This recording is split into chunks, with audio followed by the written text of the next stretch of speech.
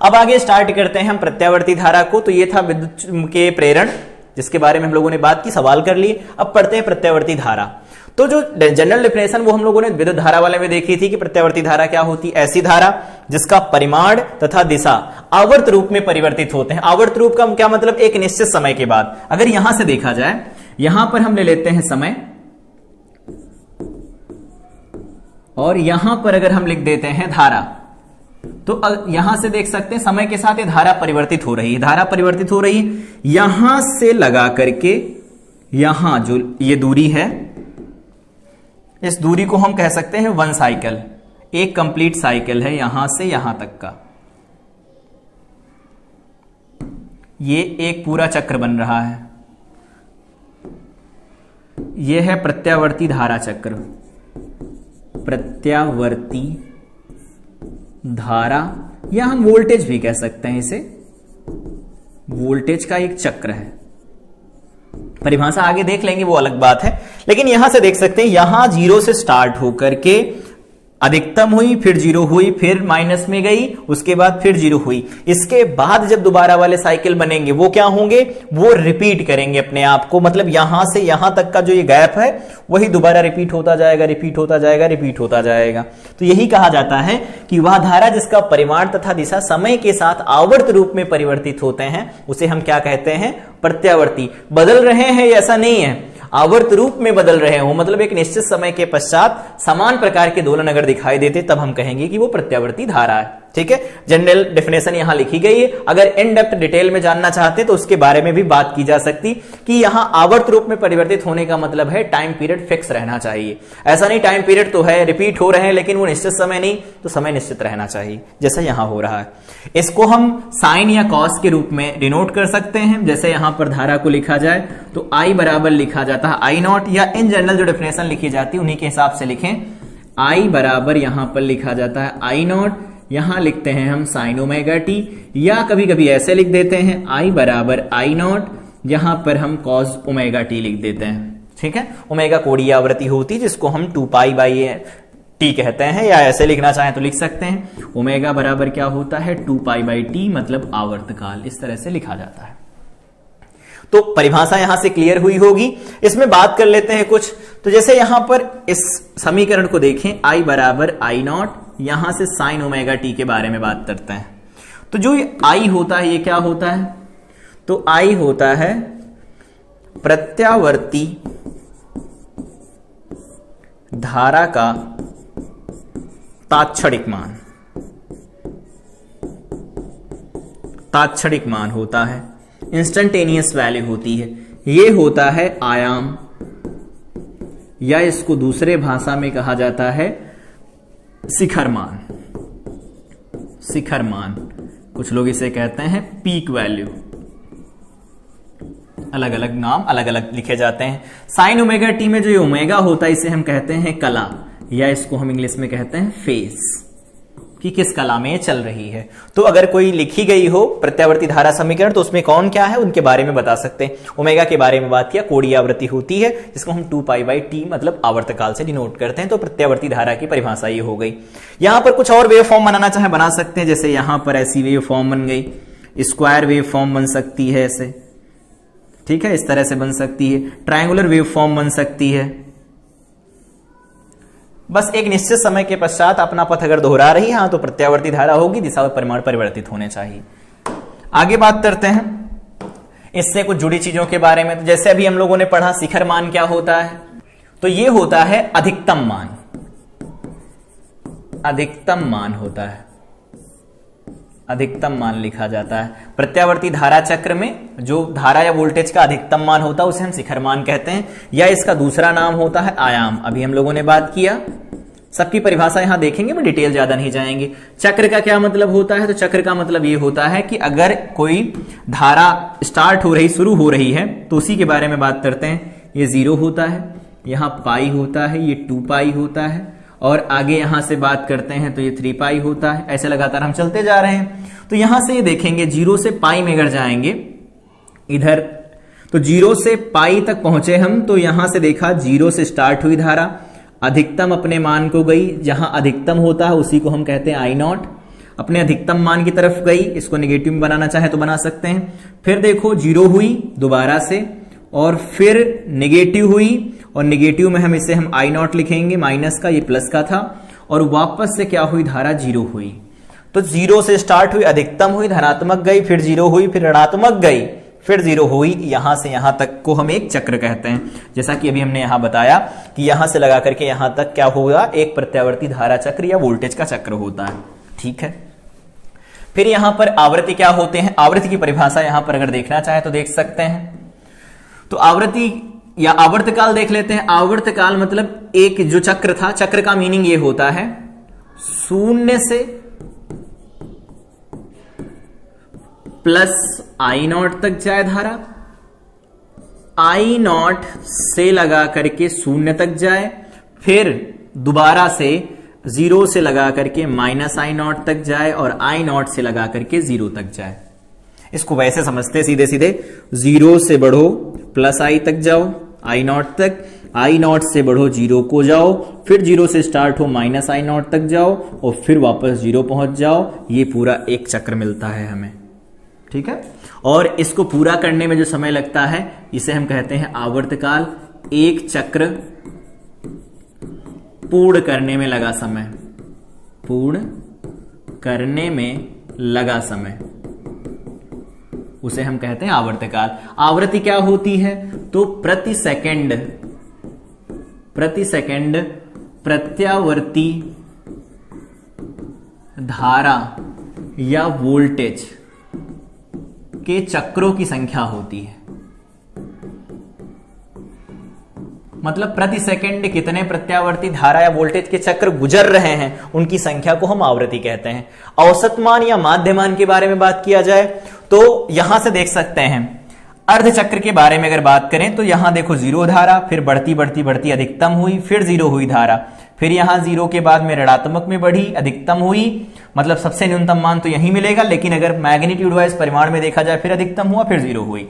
तो यहां पर औसत मान या माध्य मान को जब परिभाषित किया जाता है तो कहते हैं संपूर्ण चक्र में, वैसे तो इसका संपूर्ण चक्र में मान 0 होता है, लेकिन अर्ध चक्र में, अर्ध चक्र के बारे में बात करें तो धारा या जो वोल्टेज का औसत मान होता है उसको लिखा जाता है आई नॉट, और यहां पर लिखते हैं 2 और डिवाइडेड बाय में यहां पाई लिखा जाता है, 2 आई नॉट बाई पाई से लिखते हैं औसत मान। अगर यहां पर वोल्टेज भी दिया गया होगा, एवरेज वोल्टेज, उसे भी हम लिखते हैं 2 आई नॉट बाई पाई। ध्यान ये रखेंगे ये अर्धचक्र के लिए है, और जो ये प्लस वाले मान आए हैं ये किस अर्धचक्र के लिए होंगे, तो धनात्मक अर्धचक्र के लिए लिखा जाता है।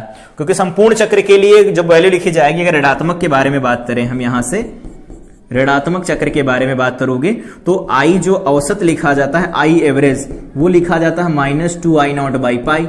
तो अगर इनको जोड़ेंगे तो 0 नहीं हो जाएगा। तो संपूर्ण चक्र के लिए जो औसत मान होता है वो 0 होता है, लेकिन धनात्मक अर्धचक्र के लिए 2 आई नॉट बाई पाई होता है, और ऋणात्मक अर्धचक्र के लिए -2 आई नॉट बाई पाई से लिखा जाता है। आगे वर्ग माध्य मूल मान के बारे में बात करें तो वर्ग माध्य मूल मान का यह मतलब होता है कि अगर हम IRMS वैल्यू डिफाइन करते हैं तो उसको इस तरह से लिखा जाता है। वैसे परिभाषा तो देखें तो बहुत लंबी चौड़ी लिखी जाती है औसत मान के बारे में। जैसे आई एवरेज हम लिखना चाहते हैं तो ऐसे लिखेंगे, यहां पर आई dt लिखा जाता है। मान कहां से जाता है, 0 से लगा करके t/2 तक जाता है। आधे अर्धचक्र के बारे में बात करते हैं, और यहां पर होता है dt, और यहां 0 से लगा करके t/2 तक लिखा जाता है। इसको सॉल्व करते हैं तो यह आता है 2 आई नॉट बाई पाई। इसी तरह से क्या होता है, IRMS को भी परिभाषित किया जाता है।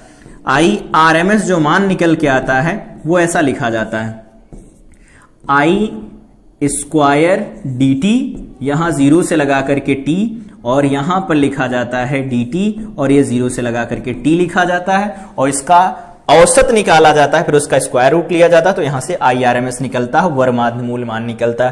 ये मान क्या होता है याद रखना चाहें तो रख सकते हैं, I नॉट डिवाइडेड बाई √2 निकल के आता है। वोल्टेज भी होगा तो V नॉट बाई √2 आएगा। I नॉट यहां पर धारा या वोल्टेज के शिखर मान है, V नॉट होगा तो वोल्टेज का शिखर मान होगा।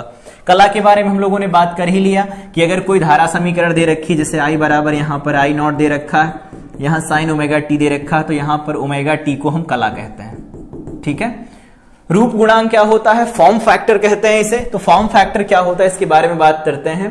तो फॉर्म फैक्टर बराबर लिखा जाता है I average divided by I RMS.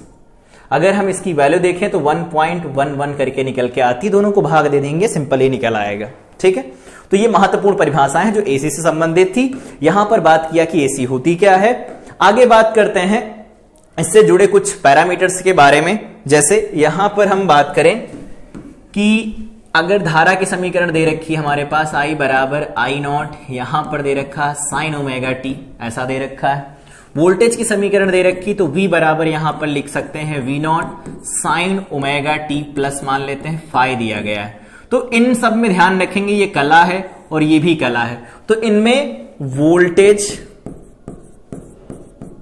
तथा धारा के मध्य कलांतर कैसे लिखा जाता है इसके बारे में बात करें तो कलांतर याद रखेंगे, इसे हम लिखते हैं डेल्टा फाई से कलांतर को, और ये बराबर क्या होता है तो दोनों की कलाओं का अंतर लिखा जाता है। यहां ओमेगा टी, यहां ओमेगा टी, इसमें फाई है तो डेल्टा फाई की वैल्यू यहां से फाई निकल के आ रही है। सिंपल जो भी लिखना चाहे लिख सकते हैं, जैसे मान लिए थीटा लिखना चाहते तो यहां पर थीटा हो जाएगा, कोई बात नहीं, जो भी लिखा हो वो लिख देंगे। तो कलांतर भी यहां पर एक मायने रखता है क्योंकि आगे हम इसका फेजर डायग्राम बनाएंगे। ठीक है, तो फेजर डायग्राम में फेज कैसे बनती है, कौन कितना आगे होगा, कौन किससे कितना पीछे होगा, कब हमारे पास शक्ति गुणांक अग्रगामी होगा, कब शक्ति गुणांक पश्चगामी होगा, उन सब के बारे में बात करेंगे।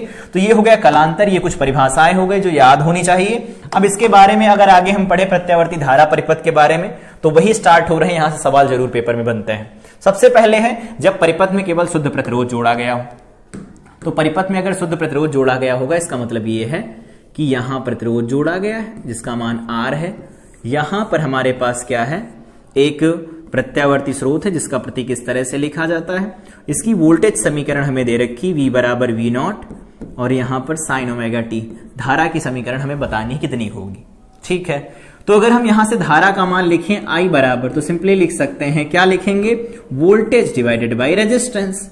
तो V का मान हमारे पास कितना है, V not sine omega t और डिवाइडेड बाई में यहां R लिख सकते हैं। तो I की वैल्यू कितनी निकल के आएगी, V नॉट बाई R को हम अलग कर देते हैं, यहां पर बन जाएगा साइन ओमेगा टी।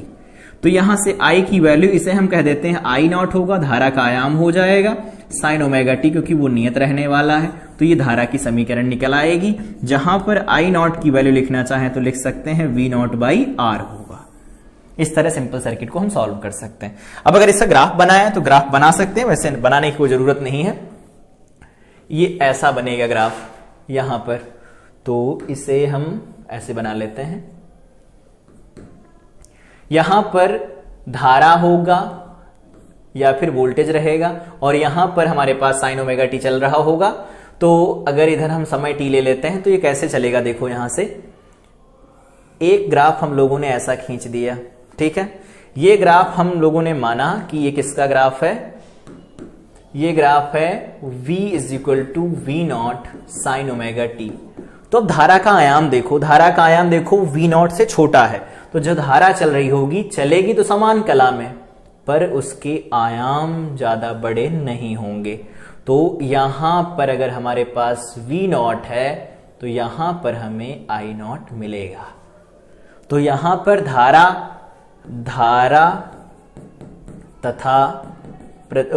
तथा वोल्टेज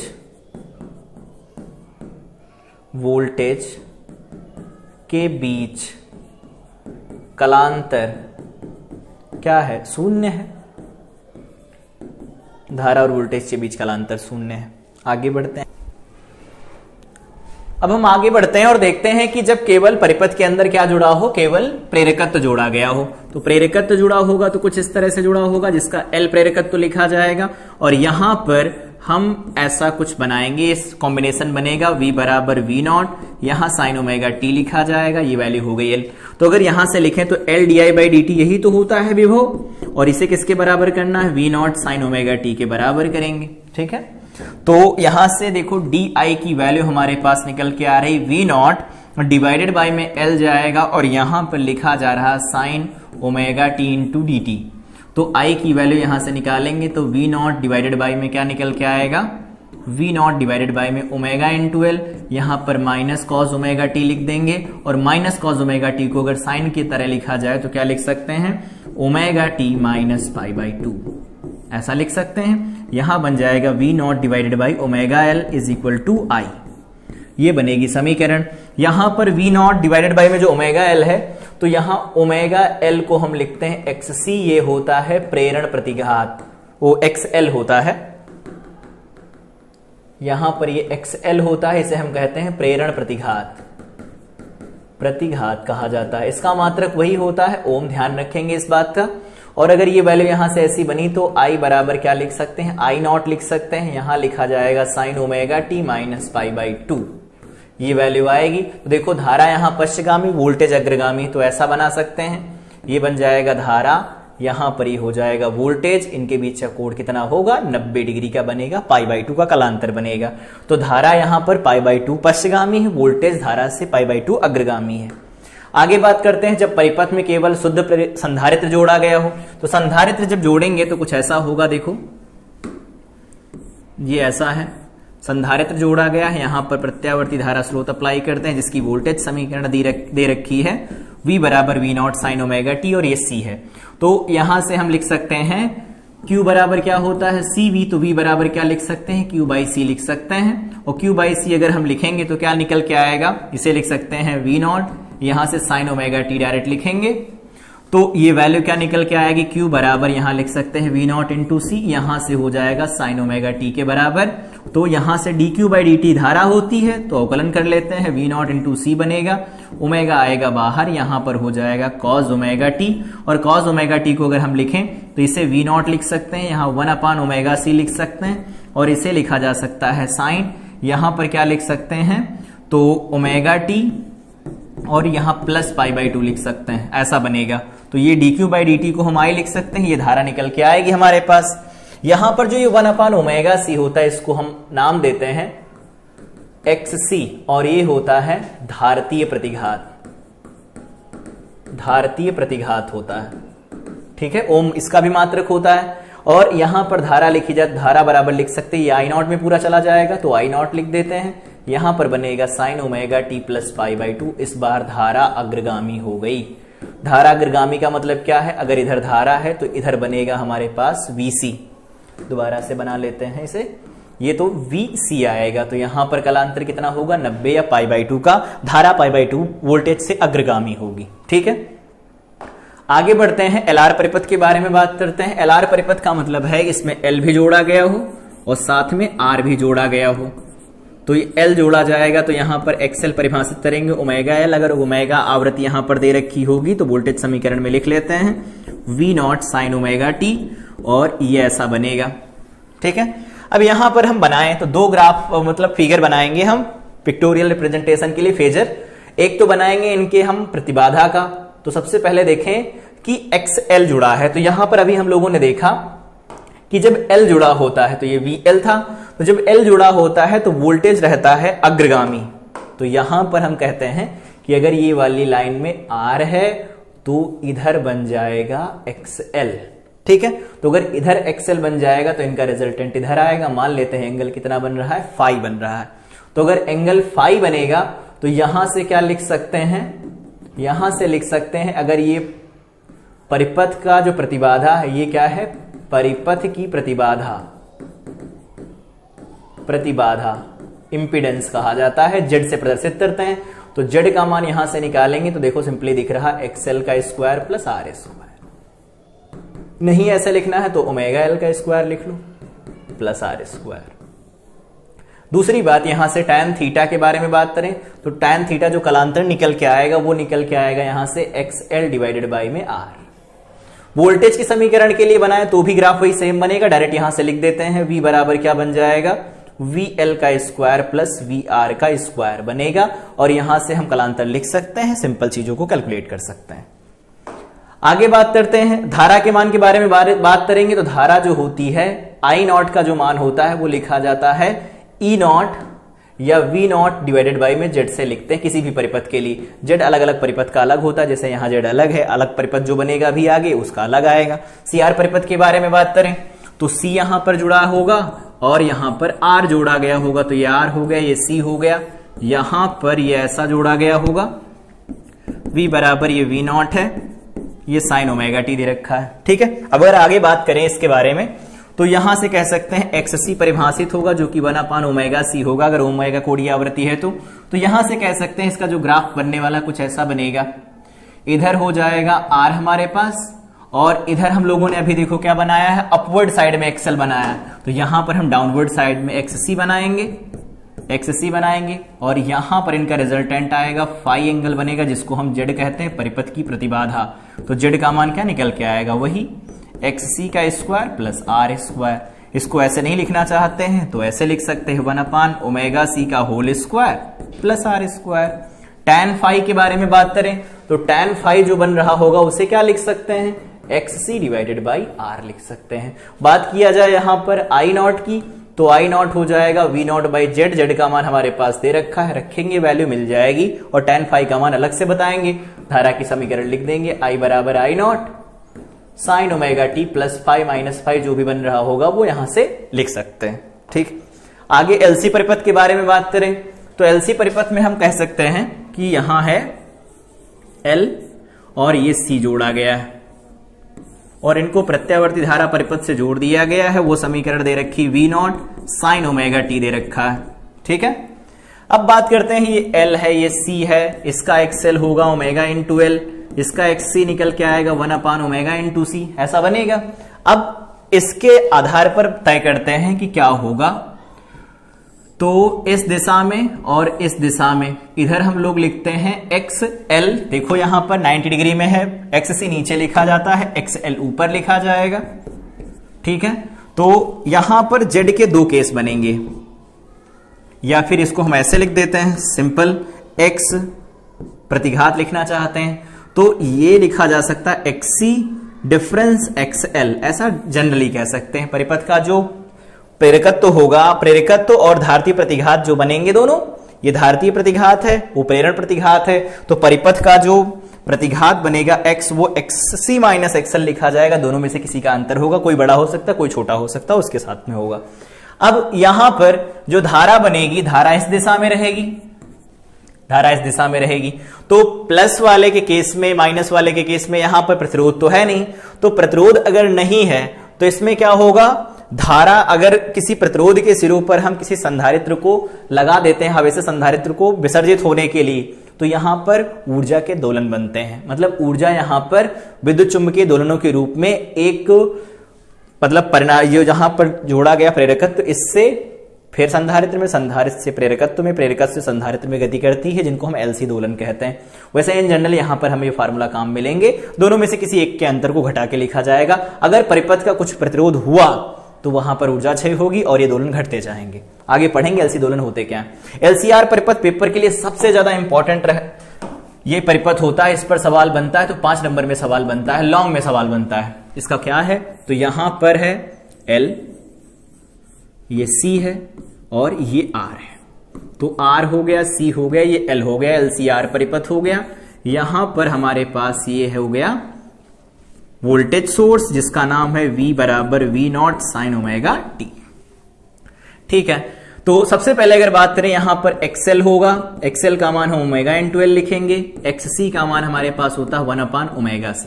तो सबसे पहले इसका अगर हम बनाएं, प्रतिबाधा के लिए ग्राफ खींचे तो ऐसा बनेगा, देखो इधर बन जाएगा R, एक अपवर्ड साइड बनेगा, एक डाउनवर्ड साइड बनेगा। तो अभी हम लोगों ने देखा अपवर्ड साइड XL रहता है, डाउनवर्ड साइड XC रहता है, तो ये बन जाएगा XL, ये बन जाएगा XC। ठीक है, अब हम यहां पर केस डिस्कस करते हैं। केस नंबर फर्स्ट, पहला केस ये है, यदि XC या फिर हम XL को ज्यादा रखते हैं XC से, तो XL को ज्यादा रखेंगे XC से, तो ये वैल्यू कितनी आने वाली, इसको थोड़ा छोटा कर लेते हैं, इतना कर लेते हैं, ये हो जाएगा XC। तो अगर हम इनको घटाएंगे तो कुछ इतनी वैल्यू बचेगी, छोटी सी वैल्यू यहां से यहां तक, जिसको हम क्या लिख सकते हैं, XL माइनस XC। तो इनका जो परिणामी बनेगा कुछ इस तरह से बनेगा, इस दिशा में, यहां पर लिखा जा सकता है फाई। तो सिंपल ये कह सकते हैं कि जो जेड निकल के आएगा परिपथ की प्रतिबाधा वो क्या निकल के आएगी, वो निकल के आएगी एक्सएल माइनस एक्ससी का whole square plus R square. और अगर tan फाई यहां से लिखा जाए कलांतर तो वो लिखा जा सकता है कितना, तो tan फाई लिख सकते हैं एक्सएल माइनस एक्ससी डिवाइडेड बाई में आर। सेम केस ऐसा भी कर सकते हैं, v बराबर जो लिखा जाएगा उसे हम लिख सकते हैं VL माइनस VC का होल स्क्वायर और प्लस यहां VR का स्क्वायर, ऐसा लिख सकते हैं। अगर धारा के बारे में बात की जाए I नॉट का मान तो वो हो जाएगा V नॉट डिवाइडेड बाय में परिपथ की प्रतिबाधा Z लिखी जाएगी, Z निकाल लिया हम लोगों ने। सेकंड केस के बारे में अगर बात करें, केस नंबर सेकंड केस है यदि क्या ज्यादा हो जाए, XC बड़ा हो जाए XL से। यहां पर देखो अभी भी क्या है, जो वोल्टेज निकल के आ रहा है वो लीड कर रहा है, वोल्टेज अग्रगामी, इस केस में वोल्टेज पश्चगामी होगा, धारा लीड करेगी। तो यहां पर ऐसा बना सकते हैं, ये हो जाएगा R हमारे पास, ये ऐसा कुछ बनेगा, इधर हो जाएगा XL, यहां पर हो जाएगा XC, घटाएंगे तो इनका दोनों का जो अंतर निकल के आएगा यहां कहीं पर होगा, तो मान लेते हैं यहां कहीं पर अंतर आ रहा है और ये यहां से यहां तक का मान क्या होगा, तो XC माइनस ये बन जाएगा XL, और जब इसका हम परिणामी निकालेंगे तो कुछ ऐसा बनेगा, ये Z होगा, ये फाई बनेगा। तो यहां भी हमारे पास Z निकल के आएगा स्क्वायर रूट में XC माइनस XL का होल स्क्वायर प्लस में बन जाएगा R स्क्वायर। ठीक है, tan फाई के बारे में अगर बात करें तो tan फाई बराबर निकल के यहां से क्या आ रहा है, XC minus XL divided by में R। ठीक है, और यहां परिपथ की प्रतिबाधा हो गई, ऐसा हो गया तो I नॉट की वैल्यू हम कह सकते हैं V नॉट बाई जेड लिखी जाएगी और tan फाई यहां से हम कैलकुलेट कर सकते हैं। तो इन जनरल LCR परिपथ के लिए इतने फार्मूले हमें याद होने चाहिए। ठीक है, आगे LCR परिपथ के बारे में तो बात कर ही रहे हैं, दूसरा केस भी हम लोगों ने यहां पर डिस्कस कर लिया। तो याद रखने वाले फार्मूलों के बारे में बात करें तो सबसे पहले परिपथ की प्रतिबाधा, तो परिपथ की प्रतिबाधा को जेड से दिखाया जाता है। इसको हम इन जनरल दोनों केस को एक साथ लिख देते हैं, एक्सएल डिफरेंस XC का होल स्क्वायर, इन दोनों का अंतर, प्लस यहां पर R स्क्वायर लिखा जाता है। ठीक है, अगर वोल्टेज के बारे में बात किया जाए, वोल्टेज तो यहां पर V लिखा जाएगा, इसे क्या लिखा जा सकता है, VL डिफरेंस VC का होल स्क्वायर प्लस VR का स्क्वायर। ठीक है, कलांतर के बारे में बात किया जाए तो कलांतर याद रख सकते हैं, ये हो जाएगा फाई बराबर tan इनवर्स, tan को उधर भेज देते हैं, tan inverse XL difference XC divided by में R, या फिर VL difference VC divided by VR। यहां पर I नॉट के बारे में बात करें तो ये लिखा जाएगा V नॉट बाई जेड। ये फार्मूले हमारे काम आएंगे, ये याद होने चाहिए अगर LCR परिपथ को लगाना चाहते हैं। तो यहां पर दोनों केस हमने डिस्कस कर लिए कि कैसा होगा, लेकिन दोनों फार्मूले कैसे काम करते हैं मैंने बात की। ठीक है, LCR अनुनादी परिपथ का मतलब ये होता है कि प्रेरकत्व जो प्रभाव है वो उसके धारतीय प्रभाव को निरस्त कर दे। मतलब जब XL का मान किसके बराबर हो जाए, XC के बराबर हो जाए, तो ये होता है ओमेगा L, तो ये होता है 1 ओमेगा C। तो देखो ओमेगा स्क्वायर की वैल्यू 1 LC के बराबर आती है, तो ओमेगा बराबर लिखा जाता है 1 रूट LC। ठीक है, ओमेगा को क्या लिखते हैं हम, 2 पाई f लिखते हैं, तो 2 पाई f बराबर बन जाएगा रूट LC।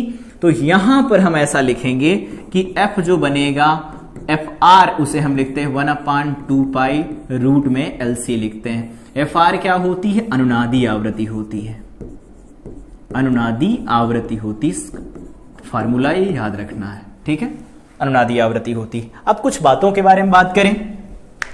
सबसे पहली बात यहां पर कि ये अनुनादी परिपथ कब बनेगा, जब XL बराबर होगा XC के।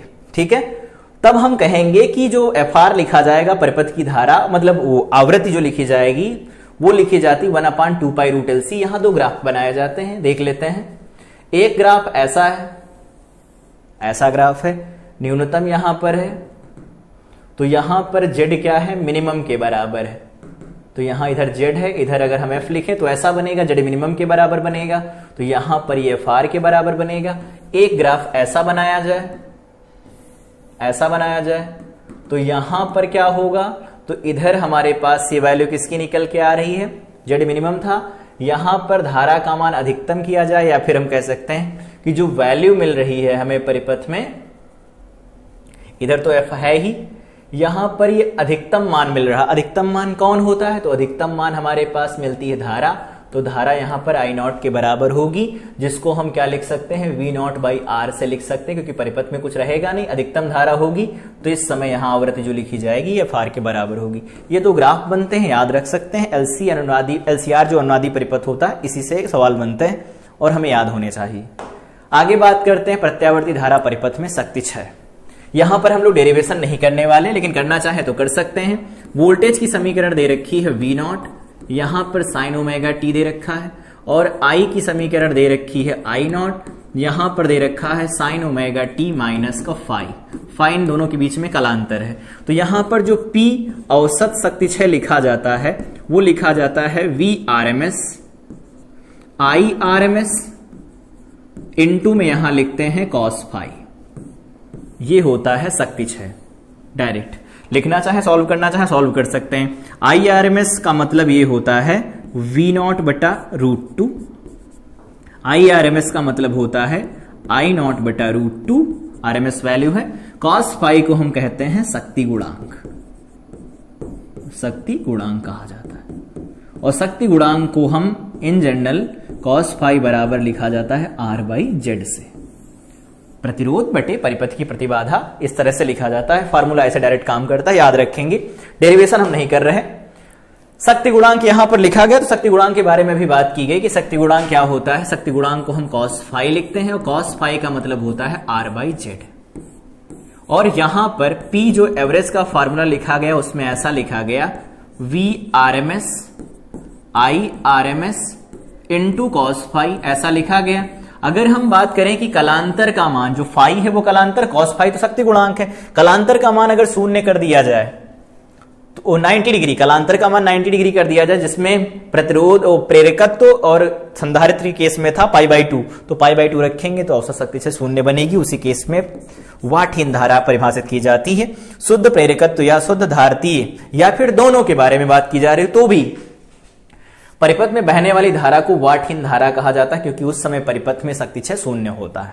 ठीक है, आगे बढ़ते हैं। एलसी दोलन क्या होते हैं, तो अभी हम लोगों ने बात किया कि जब एलसी परिपथ होता है, मतलब कोई आवेशित संधारित्र होता है, उस किसी प्रेरकत्व के सिरों पर निरावेशित करने के लिए लगाया जाता है। जैसे यहां पर हमारे पास एक संधारित्र है और यहां पर एक प्रेरकत्व है, ऐसा जोड़ा गया।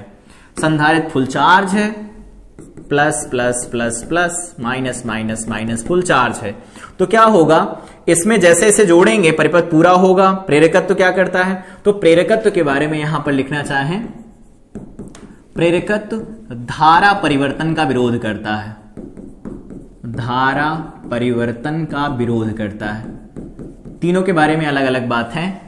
ऊर्जा संग्रहित करता है या ऊर्जा को रखता है अपने अंदर संधारित्र, धारा प्रवाहित होती उसका विरोध करता है, ये धारा परिवर्तन का विरोध करता है। प्रतिरोध तो धारा का विरोध करता है, ये धारा परिवर्तन का विरोध करता है। ठीक है, ऐसा कर दिया गया। अब परिपथ में क्या होगा, धारा प्रवाह शुरू होगा, इस दिशा से इस दिशा में धारा प्रवाहित होगी। ठीक है, इसमें चुंबकीय क्षेत्र बनेगा और इसके चुंबकीय क्षेत्र बनेगा तो क्या होगा, धीरे धीरे ये निरावेशित होता चला जाएगा।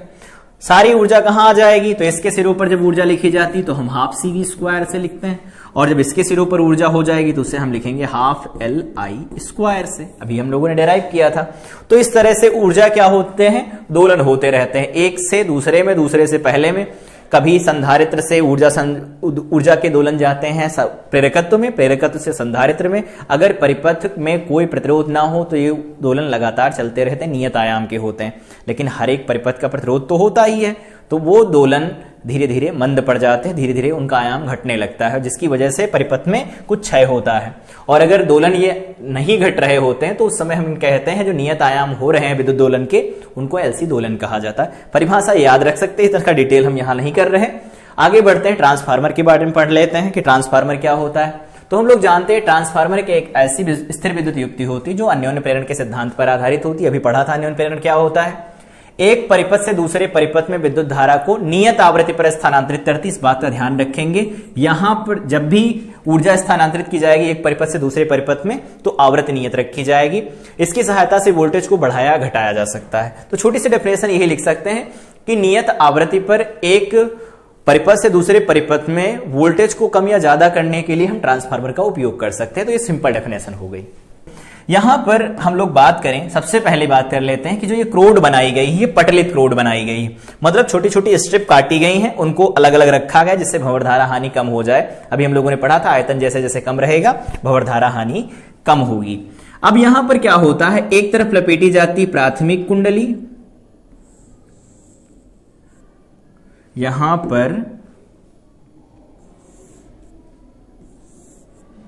पर एक कुंडली लपेट दी गई ऐसा, ठीक है, और एक दूसरी कुंडली इधर लपेट दी गई।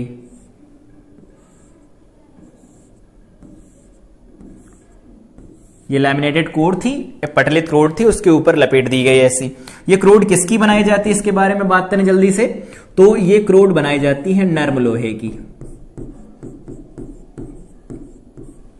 नर्म लोहे की क्रोड बनाई जाती है जिसकी चुंबकशीलता ज्यादा होती है। चुंबकशीलता अधिक होती है, चुंबकशीलता अधिक होती है तो फ्लक्स आसानी से इसमें चल सकता है। अब यहां से बात किया जाए, अगर पहले सिरे पर हम लोगों ने कनेक्ट कर दिया प्रत्यावर्ती धारा स्रोत, ये क्या है, एसी स्रोत है कोई, ये कोई एसी स्रोत है। तो अगर एसी स्रोत यहां पर कनेक्ट कर दिया गया तो दूसरे वाले सिरे के बारे में अगर हम बात करें तो यहां पर हम कनेक्ट कर देते हैं कोई लोड, यहां मान लेते हैं कोई लोड कनेक्ट कर दिया गया, तो यहां पर हमें मिलता है आउटपुट वोल्टेज, ये लोड है तो आरएल से लिख देते हैं। यहां पर हमें इनपुट वोल्टेज की सप्लाई दी जाती है तो ये इनपुट सोर्स है जिसमें एसी स्रोत कनेक्ट किया जाता है। इसकी वाइंडिंग को हम कहते हैं प्राथमिक वाइंडिंग या इसकी प्राथमिक कुंडली कही जाती है क्लास 12th की भाषा में। प्राथमिक कुंडली हो गई और जिसके सिरों पर हमें आउटपुट मिलता है उसे कहते हैं हम द्वितीयक कुंडली, द्वितीयक कुंडली कहा जाता है, द्वितीयक कुंडली कहते हैं इसे हम। तो ये द्वितीयक कुंडली हो गई, ये प्राथमिक कुंडली हो गई। जिसमें स्रोत कनेक्ट होता है वो प्राथमिक, जिसमें कनेक्ट नहीं होता है वो द्वितीयक हो गया। इसमें फ्लक्स ट्रांसफर कैसे होता है, तो अब यहां जो फ्लक्स बनेगा यहां प्राथमिक कुंडली में, वो इस रास्ते से चलना शुरू करेगा और इस रास्ते से होकर इस कुंडली से बद्ध होगा और वापस से अपना पाथ कंप्लीट कर लेगा। तो इसमें फ्लक्स इधर चलेगा इस दिशा में, ऐसे ट्रांसफर होगा फ्लक्स, ठीक है। तो फ्लक्स चल रहा होगा, इसे हम फाई लिख देते हैं, तो फ्लक्स जा रहा है इसके अंदर। अब इसमें ये बात आती है कि कैसे कैसे काम करता है। तो एक अच्छी कोर होनी चाहिए जिसमें हम क्रोड कहते हैं, एक अच्छी क्रोड होनी चाहिए। उस क्रोड की खास बात ये उसकी चुंबकशीलता का मान बहुत ज्यादा होना चाहिए जिससे फ्लक्स आसानी से इसके अंदर चल सके। अगली बात है ये डीसी पर काम करता है, मतलब एसी पर काम करता है, डीसी पर काम नहीं करता। तो अगर डीसी पर अगर हम इसे कनेक्ट कर दें, यहां डीसी सप्लाई जोड़ दी जाए, तो जैसे डीसी सप्लाई जोड़ेंगे यहां पर सिर्फ वायर्स ही वायर्स तो हैं, तो वायर है तो डायरेक्ट जब दोनों टर्मिनल हम बैटरी के एक साथ जोड़ देंगे तो क्या होगा, वहां शॉर्ट सर्किट होगा और प्राथमिक वाइंडिंग जल जाएंगी। लेकिन जब एसी कनेक्ट किया जाता है तो एसी में आधे चक्र में धारा धनात्मक होती है, आधे में ऋणात्मक होती है, तो धारा का मान परिवर्तित होता रहेगा। तो यहां पर जो चुंबकीय क्षेत्र बनेगा वो परिवर्ती बनेगा।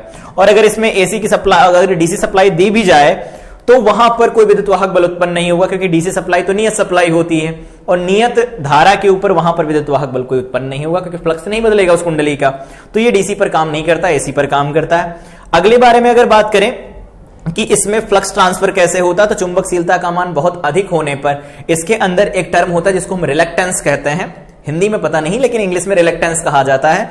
उसके बारे में अगर जब बात करते हैं तो वो जैसे प्रतिरोध धारा के मार्ग में अवरोध उत्पन्न करता है, रिलक्टेंस फ्लक्स के मार्ग में अवरोध उत्पन्न करता है। तो फ्लक्स जितना आसानी से चल सके वैसी क्रोड हम लेते हैं, ठीक है।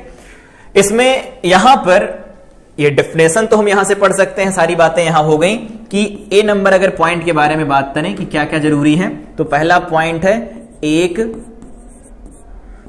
उत्तम या उपयुक्त क्रोड ली जाती है।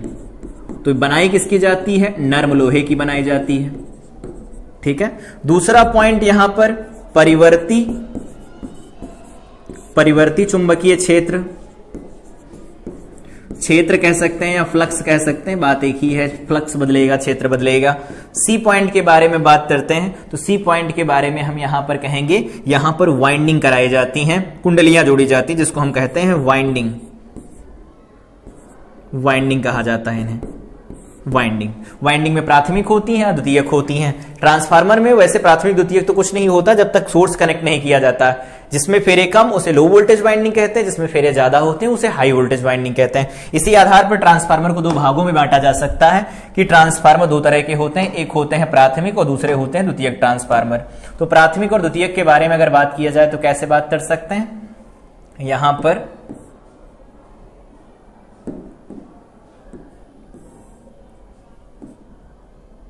ऐसे यहां पर हम लोगों ने बनाया है ये कोई ट्रांसफार्मर की क्रोड बना ली गई। इनको यहां से हम लोग दो बना देते हैं अलग अलग। सबसे पहला कि यहां पर जब कनेक्ट किया गया वाइंडिंग को, ऐसे वाइंडिंग कनेक्ट की गई है, ऐसे वाइंडिंग कनेक्ट कर दी गई, यहां पर भी वाइंडिंग ऐसे कनेक्ट कर दी गई है, ऐसा हो गया। तो अगर किसी एक में फेरे की संख्या ज्यादा, मान लेते हैं यहां पर कुछ फेरे बनाना चाहे उसी तरह से बना लेते हैं इसे, कम ज्यादा करके फेरे, तो कम ज्यादा करके फेरे बनाए तो यहां पर ये ऐसा पहला फेरा, दूसरा ये ऐसा बन गया, ऐसा फेरे बन गए, ऐसा हो गया। यहां पर कुछ कम फेरे बनाए गए हैं ऐसा, तो यहां पर कम फेरे इसे कहा जाता है, ज्यादा फेरे तो इसे कहते हैं हाई वोल्टेज वाइंडिंग और इसे कहा जाता है लो वोल्टेज वाइंडिंग। ठीक है, अब इसमें स्रोत जोड़ देंगे तो ये प्राइमरी बन जाएगा, ये सेकेंडरी बन जाएगा। तो यहां पर क्या है कि इसमें फेरेज हैं NP, प्राथमिक में फेरे हैं, और इसको NS कह देते हैं। तो यहां पर कहते हैं कि NP के फेरे ज्यादा हैं NS से, तो ये ट्रांसफार्मर बनता है अपचाई ट्रांसफार्मर बनता है, जिसको हम स्टेप डाउन ट्रांसफार्मर कहते हैं। लेकिन अगर ऐसा ना हो करके कुछ इस तरह से लिखा गया हो, दिया गया हो, बना है ऐसा ट्रांसफार्मर और इसमें फेरे इस तरह से जोड़े गए हों, ठीक है, इसमें फेरे ऐसे जोड़े गए हों ऐसे, तो यहां पर ये हाई वोल्टेज वाइंडिंग बनेगी, ये लो वोल्टेज वाइंडिंग बनेगी, क्योंकि वहां फेरे कम है। तो यहां द्वितीयक में फेरे ज्यादा होंगे तो इसे कहते हैं उच्चाई ट्रांसफार्मर, या फिर हम स्टेप अप ट्रांसफार्मर कहते हैं, इसे स्टेप डाउन ट्रांसफार्मर कहा जाता है। ट्रांसफार्मर जो फेरों की संख्या होती प्राथमिक कुंडली में, द्वितीय कुंडली में, उसके आधार पर दो तरह के होते भी कई सारे तरह के हैं, लेकिन सिलेबस में यहां दो ही तरह के बारे में डिस्कस कर रहे हैं। आगे ट्रांसफार्मर की विधि के बारे में बात करें तो विधि यहीं पर बात करेंगे हम लोग कि प्राथमिक परिपथ से जब हम इसे जोड़ते हैं, प्राथमिक जो कुंडली होती है उसे स्रोत के साथ जोड़ा जाता है, या स्रोत के साथ जोड़ने पर जो कुंडली प्राथमिक बनती है उसमें फ्लक्स परिवर्तन के कारण क्या होता है, यहां से जो दूसरी कुंडली है इससे फ्लक्स चलेगा, दूसरी कुंडली से बद्ध होगा, तो दूसरी कुंडली से जो बद्ध होने वाला फ्लक्स होता है वो परिवर्तित होगा इसके परिवर्तित होने की वजह से। तो हमने पढ़ा कि अन्योन्य प्रेरण में कि अगर एक कुंडली का फ्लक्स परिवर्तित होता तो दूसरी जो कुंडली उसके समीप रखी जाती है उसका फ्लक्स परिवर्तित होने की वजह से दूसरी कुंडली में विद्युत वाहक बल उत्पन्न होता है। तो इनके बीच में कोई संपर्क नहीं है सीधा, लेकिन फिर भी चुंबकीय संपर्क स्थापित करके रोड की सहायता से फ्लक्स एक जगह से दूसरी जगह चला जाता है, और इसकी वजह से क्या होता है, दूसरे में विद्युत वाहक बल बनता है, और कोई लोड लगा होता है, लोड के सिरों पर हम विभवांतर देख सकते हैं या विभव देख सकते हैं। ठीक है, तो ये होता है इसकी कार्यविधि। और यहां पर हम बात करते हैं कार्यविधि के बारे में बात कर रहे हैं, तो आदर्श ट्रांसफार्मर की कार्यविधि पर कुछ यहां फार्मूले बनते हैं, उनको देख लेते हैं। तो आदर्श ट्रांसफार्मर के लिए, आदर्श ट्रांसफार्मर के लिए, तो आदर्श ट्रांसफार्मर के लिए अगर हम बात करें तो कह सकते हैं कि जो प्राथमिक से फ्लक्स बनेगा द्वितीयक से लिंक होगा, तो ऐसा कह सकते हैं E1 बराबर माइनस का क्या लिखेंगे, N1 इंटू d∅dt, पहली वाले के बारे में है। दूसरी से जो फ्लक्स बनेगा माइनस का उसे N2 लिख सकते हैं। इनको हम ऐसा भी लिख दें तो सही रहेगा, इसको हम लिख देते हैं NP, ठीक है, और यहां पर भी लिखना चाहें तो इनको लिख सकते हैं, इनको लिख दिया जाए प्राथमिक है तो EP लिख देते हैं, इसको ES सेकेंडरी को लिख दिया जाता है, यहां पर NS लिख देते हैं, d∅dt लिख देते हैं। आदर्श के केस में क्या होगा, जितना फ्लक्स पहले बनेगा दूसरे से जाएगा। अगर डिवाइड करेंगे इनको तो NS बाई या ES बाई EP बराबर में क्या बनेगा, NS बाई NP बनेगा। इसी को हम कहते हैं आर, जिसको कहा जाता है परिणमन अनुपात। परिणमन अनुपात कहते हैं इसे, ट्रांसफार्मर का परिणमन अनुपात होता है, कुछ इस तरह से लिखा जाता है इसे। अब इसका मान क्या होता है, तो ऊंचाई जिसके बारे में अभी बात किया गया, तो ऊंचाई के लिए आर ग्रेटर देन 1 रहता है, और अपचाई ट्रांसफार्मर के लिए जो आर होता है वो लेस देन 1 होता है। आर बराबर 1 कब होगा, तो आर बराबर 1 होगा जब दोनों में फेरों की संख्या बराबर होगी, तो वोल्टेज ना घटेगा ना बढ़ेगा। ठीक है, तो ये बात हो गई। ट्रांसफार्मर में कार्यविधि होगी तो आदर्श ट्रांसफार्मर के लिए सूत्र काम करेगा। इस फार्मूले को थोड़ा अच्छा करना चाहे तो लिख सकते हैं आर बराबर NS बाई NP बराबर VS बाई VP बराबर ES बाई EP बराबर IP बाई यहां IS लिखा जाता है। ये फार्मूला ऐसा काम करता है। ठीक है, याद रखेंगे। आगे दक्षता के बारे में बात करें तो ट्रांसफार्मर की जो दक्षता होती है उसे हम ईटा से डिनोट करते हैं। ईटा बराबर होता है निर्गत शक्ति डिवाइडेड बाय में क्या लिख सकते हैं, निवेशी शक्ति। और अगर परसेंटेज निकालना है तो इसे हम 100 से मल्टीप्लाई करा लेते हैं। निर्गत शक्ति का मतलब क्या होगा, VS into IS divided by VP into IP into में क्या लिखा जाएगा, 100 लिखा जाता है। इस तरह से दक्षता होती है। आगे बात करते हैं ट्रांसफार्मर में हानियां क्या होती हैं। तो सबसे पहले अपने फिगर पर चलते हैं। यहां पर सबसे पहले बात करें तो यहां पर वाइंडिंग जोड़ी गई है। वाइंडिंग तांबे के तार की जाती है। तांबे के तार की वाइंडिंग करेंगे, उनका प्रतिरोध होगा, तो प्रतिरोध में I2R का नुकसान शुरू होगा। तो ये हो गई ताम्र हानि, क्योंकि तांबे के तार में हुई हानि है। ठीक है, अगले पॉइंट के बारे में बात करें तो यहां से कुछ फ्लक्स देखो चल रहा है, यहां लिंक हो रहा है। तो जो फ्लक्स यहां बनता हो यहां लिंक होता है वो तो हो जाता है यूजफुल फ्लक्स कहते हैं हम उसे। और जो फ्लक्स लिंक नहीं हो पाता दूसरी कुंडली से, जैसे यहां से चला और इसने अपना इधर पथ बना करके यही कंप्लीट कर लिया, तो इसे लीकेज फ्लक्स कहा जाता है। तो फ्लक्स हानि होती है। तो कुछ फ्लक्स जो प्राथमिक कुंडली में बनता है दूसरी कुंडली से बद्ध नहीं हो पाता, तो उसे हम कहते हैं लीकेज फ्लक्स हानि हो गई। आगे भंवर धारा हानि को कम करने का उपाय, पहले ही क्रूड को पटलित बना लिया गया तो भंवर धारा यहां पर उत्पन्न हो गई। ठीक है, और अगला होता है हिस्टेरेसिस लॉस, शैथिल्य हानि कहा जाता है। शैथिल्य हानि का मतलब क्या है, जब यहां पर परिवर्तित चुंबकीय क्षेत्र लगाएंगे, क्रूड कैसी चुंबकीय क्रूड है, तो इसके अंदर क्या होगा, चुंबकन और विचुंबकन की क्रिया लगातार चलती रहेगी, जिसकी वजह से कुछ ऊर्जा उष्मा के रूप में क्षय हो जाती है, जिसको हम शैथिल्य हानि कहते हैं। ये सबसे कम नर्म लोहे के लिए होती है, इसलिए नर्म लोहे की क्रूड बनाई जाती है। आगे बात करते हैं तो यहां पर सारे हम लोगों ने कवर कर लिए कि क्या होता है। ताम्र हानि हो गया, फ्लक्स हानि हो गया, शैथिल्य हानि, भंवर धारा हानि हो गई। ये पेपर में पूछे जाते हैं तो याद रखेंगे इनको। ठीक है, विद्युत जनित्र के बारे में बात करते हैं। तो विद्युत जनित्र क्या करता है, सबसे पहले यहां पर ओरल बात कर ली जाए तो विद्युत जनित्र लिखना चाहे तो लिख भी सकते हैं। तो ये क्या करता है, यांत्रिक ऊर्जा हम देते हैं इसे, यांत्रिक ऊर्जा, और यांत्रिक ऊर्जा को किस में परिवर्तित करता है, विद्युत ऊर्जा में परिवर्तित करता है। अब ये AC भी हो सकता है, DC भी हो सकता है। हमारे सिलेबस में सिर्फ AC है, तो इसे अगर हम एक बार बना के देखें तो क्या होगा, कुछ ऐसा बनता है। ये हो गया हमारे पास N पोल है। ये दूसरे के बारे में इधर बात करना चाहें तो ये S हो गया। इसके अंदर एक कुंडली रखी गई है, जिसको हम लोग अलग बना लेते हैं कलर से। ये कुंडली इसके अंदर रखी गई है, ये कुंडली रखी गई है। अब ये कुंडली का ये H है, यहां पर इसको घुमाया जाएगा इस चुंबकीय क्षेत्र के अंदर। तो जब घुमाएंगे, यहां पर बनाना चाहे तो बना सकते हैं।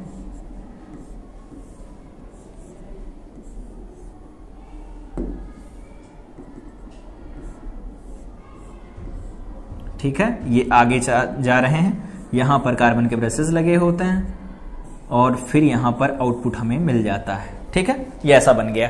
तो जब ये कुंडली कोई है, ये कुंडली एक समान चुंबकीय क्षेत्र में घूमेगी, तो चुंबकीय क्षेत्र में घूर्णन की वजह से क्या होगा, विद्युत वाहक बल बनेगा इस कुंडली के सिरों पर, और कुंडली में सिरों पर विद्युत वाहक बल बनेगा, तो हमें आउटपुट में धारा मिलेगी। तो यहां पर जो ब्रश लगाए जाते हैं, ब्रशों के साथ जो ये यहां वलय लगी हैं, इनको हम सर्पी वलय कहते हैं, सर्पी वलय कहते हैं। और जब विभक्त वलय ली जाती है तो वहां पर हमें डीसी करंट मिलती है, क्योंकि पोलैरिटी वहां पर मेंटेन रहती है एक ही दिशा में। यहां पर पोलैरिटी नहीं बदलती। जिस दिशा में हमें क्या मिल रहा, धारा मिल रही होती है, उस दिशा में क्या है, जैसे इसमें एक दिशा में धारा प्रवाह हो रहा, दूसरी दिशा में धारा की दिशा बदलेगी, तो यहां पर जो RL होगा, लोड रेजिस्टेंस होगा, इसके सिरों पर धारा हमें परिवर्ती मिलेगी। डीसी में क्या होता, पोलैरिटी को हम एडजस्ट कर लेते हैं विभक्त वलय की सहायता से, जिसमें धारा हमें डीसी में मिलती है, ये AC मिलेगा। तो ये रफली फिगर है, उसके बारे में कुछ ज्यादा खास नहीं। आंतरिक ऊर्जा को विद्युत ऊर्जा में परिवर्तित करता है, इसके बारे में याद रखेंगे। यहां पर आर्मेचर या कुंडली होती है, ये होते हैं ध्रुव चुंबक या क्षेत्र चुंबक कहा जाता है। यहां पर ये जो वलय लगी होती है, सर्पी वलय होती हैं, जो हमें एसी सप्लाई प्रोवाइड कराती हैं। कार्बन के ब्रश लगे होते हैं, कार्बन अर्धचालक, वो कार्बन ही एक ऐसी धातु है जो चालक होता है। कार्बन के ब्रश लगाने का फायदा ये होता है घिसता कम है, और दूसरी बात इसकी कॉस्ट कम होती है, ठीक है। और यहाँ लोड के सिरों पर हमें प्रत्यावर्ती वोल्टेज मिलता है या धारा मिलती है, जिसका कुछ ग्राफ ऐसा खींचा जाता है। शुरुआत में हम लोगों ने इस चैप्टर के बारे में जब बात की तभी बात किया था इसके बारे में, ठीक है।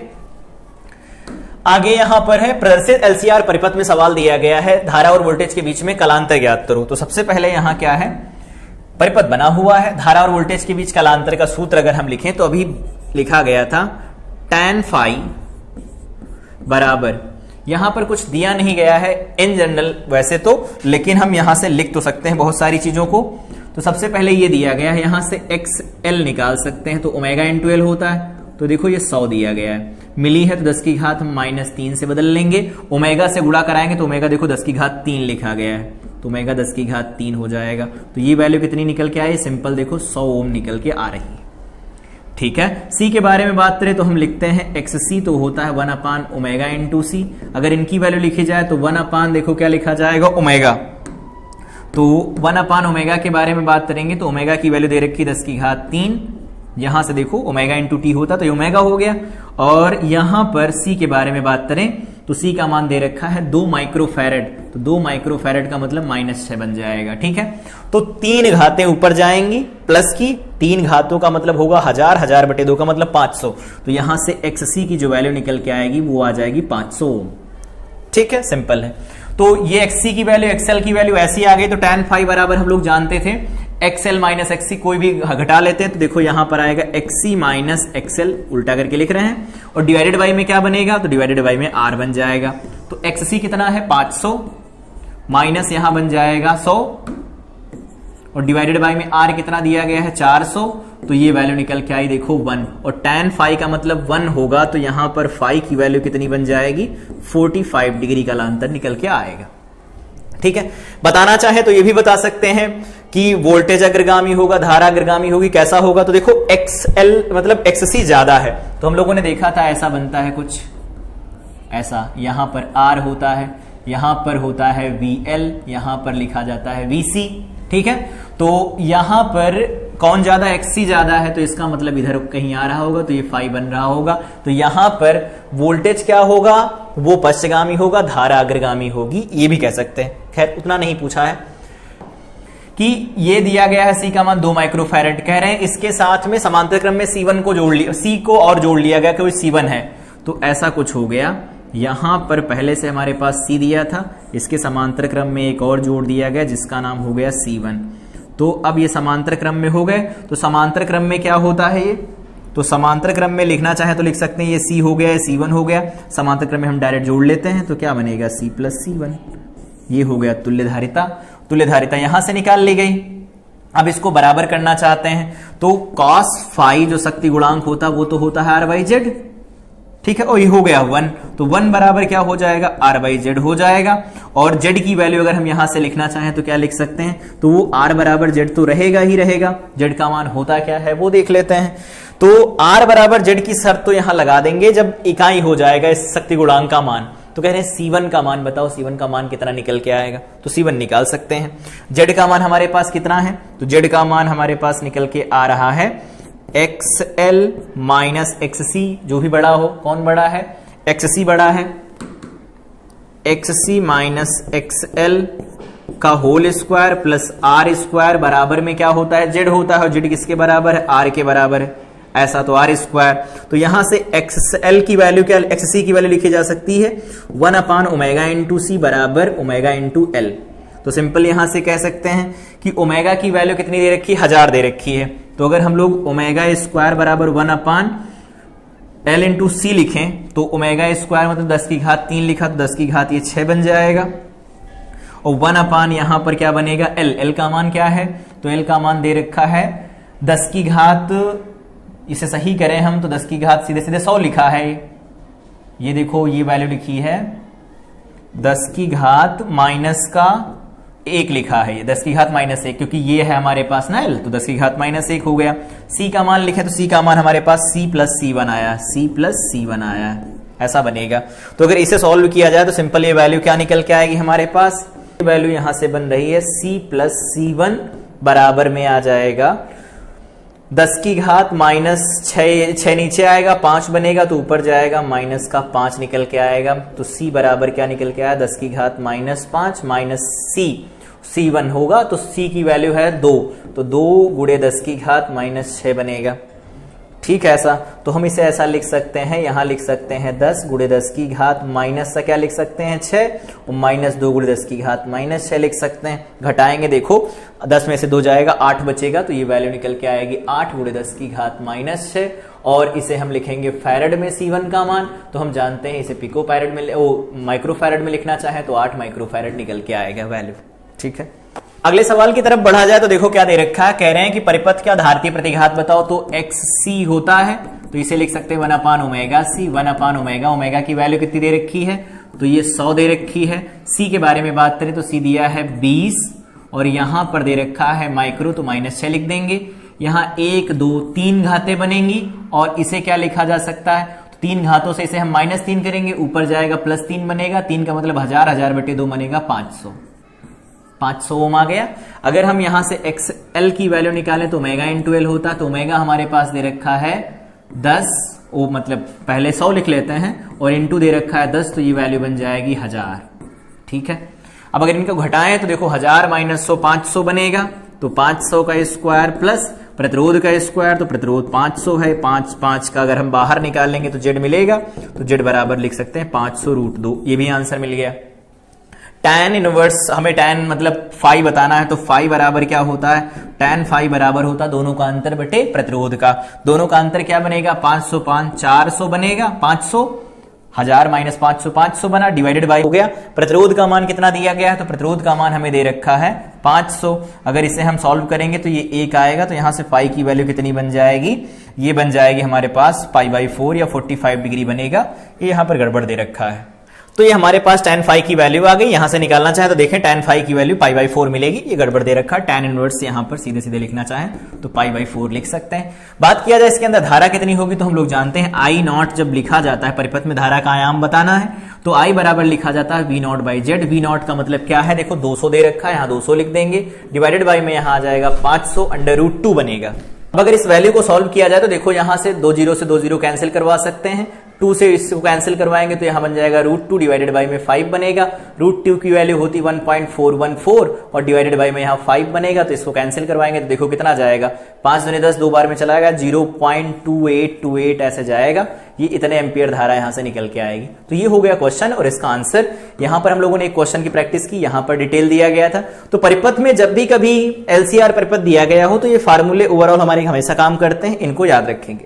ठीक है, आगे बढ़ते हैं और बात कर लेते हैं कि ट्रांसफार्मर पर आधारित सवाल कैसे हैं। तो एक आदर्श ट्रांसफार्मर की प्राथमिक कुंडली को हम क्या लिखते हैं, NP। ये कितना दे रखा है, तो यहां पर 1100 दे रखे हैं फेरे। दूसरे में क्या है, NS से लिखते हैं, तो उसमें फेरे दे रखे हैं 110। ठीक है, प्राथमिक कुंडली में सप्लाई वोल्टेज दिया गया है, मतलब VP दे रखा है। VP कितना है, 220 वोल्ट है। और दूसरी कुंडली में जो प्रतिबाधा दे रखी है, Z दे रखा है दूसरी कुंडली का, वो कितना दे रखा है, वो दे रखा है 220 ओम। तो कह रहे हैं प्राथमिक में धारा बताओ, तो सिंपल हम R का फॉर्मूला लगाएंगे। R बराबर क्या होता है, NS/NP। यहां पर लिखना चाहें तो लिख सकते हैं VS/VP is equal to IP/IS, ऐसा लगा सकते हैं। दूसरी बात यहां सबसे पहले देखो करें, कह रहे हैं प्राथमिक कुंडली में वोल्टेज दिया है, दूसरी कुंडली की प्रतिबाधा दे रखी है, या प्राथमिक कुंडली द्वारा ली गई धारा बताओ। तो हमें IP का मान बताना है। IS के बारे में अगर बात करें तो कैसे लिखा जा सकता है, तो सबसे पहले यहां फेरों की संख्या से कुछ निकालने की कोशिश करते हैं कि NS दे रखा है हमें। NS का मीनिंग यहां से बन रहा है कि NS है सेकेंडरी में फेरे, वो कितने हैं, देखें 110, और प्राथमिक में फेरे दे रखे हैं कितने, 1100। ठीक है, यहां पर प्राथमिक कुंडली में जो सप्लाई वोल्टेज दे रखा है वो दिया गया है, यहां से वो कितना दे रखा है, वो दे रखा है 220 वोल्ट। और VP प्राथमिक में वोल्टेज दिया था, सेकेंडरी का वोल्टेज हमें पता नहीं, तो निकालते हैं, ये 220 दे रखा है। ठीक है, तो ये देखो कितनी बार में चला जाएगा, 10 बार में चला जाएगा। इसका एक जीरो कैंसिल करवा सकते हैं, तो Vs जो मिलेगा वो कितना मिलेगा, 22 वोल्ट मिल जाएगा। और वैसे भी द्वितीयक कुंडली में फेरों की संख्या कम है, तो ये स्टेप डाउन ट्रांसफार्मर बनेगा, अपचाई ट्रांसफार्मर बनेगा। आगे बात करते हैं, धारा निकालनी है हमें। तो अगर हम यहां से देखें V बराबर IR, तो Vs बराबर IS इंटू यहां पर ZS लिख सकते हैं। ये निकल के आया है 22 बराबर, धारा का मान हमें पता नहीं है, इसकी प्रतिबाधा दे रखी कितनी, 220। तो अगर हम इससे इसे काटेंगे तो देखो 10 बार में चला जाएगा। तो इसे क्या लिखा जा सकता है, IS बराबर 1/10, 1/10 का मतलब 0 पॉइंट यहां पर 1 एम्पियर बनेगा। और कुछ तो दिया नहीं है, सिंपल ये वैल्यू आएगी। आगे एक अगला सवाल है प्रैक्टिस करने के लिए कि एक ट्रांसफार्मर की प्राथमिक तथा द्वितीय कुंडली में फेरों की संख्या दे रखी है। तो ये क्या दे रखा है हमें, NP, और ये क्या दे रखा है, NS। अब की बार ट्रांसफार्मर अपचाई नहीं है, उच्चाई ट्रांसफार्मर है। प्राथमिक कुंडली में 120 वोल्ट धारा लगाई गई। तो ये क्या दे रखा है, VSO प्राथमिक है, तो VP दे रखा है। तो अगर यहां से बात किया जाए, NS/NP बराबर क्या लिख सकते हैं, तो इसे लिखा जा सकता है VS/VP। रखें, NS सेकेंडरी में फेरे 400 हैं, प्राथमिक में फेरे कितने, 100 हैं। लगाया गया, कह रहे हैं कि प्राथमिक में वोल्टेज 120 का दिया गया है, द्वितीयक में वोल्टेज पता नहीं। तो यहां से कह सकते हैं ये 4 आएगा, और यहां से Vs की वैल्यू देखो बहुत ज्यादा बनेगी, 12 चौक 48 बन जाएगा। और यहां पर ये 480 वोल्ट बन जाएगा ये वैल्यू। तो ये क्या कह रहे थे, ये कह रहे थे कि परिणामन अनुपात बताओ। तो परिणामन अनुपात R बराबर क्या होता है, NS/NP। तो NS की वैल्यू दे रखी 400/100, तो ये 4 आ जाएगा, और ये आ जाएगा 480।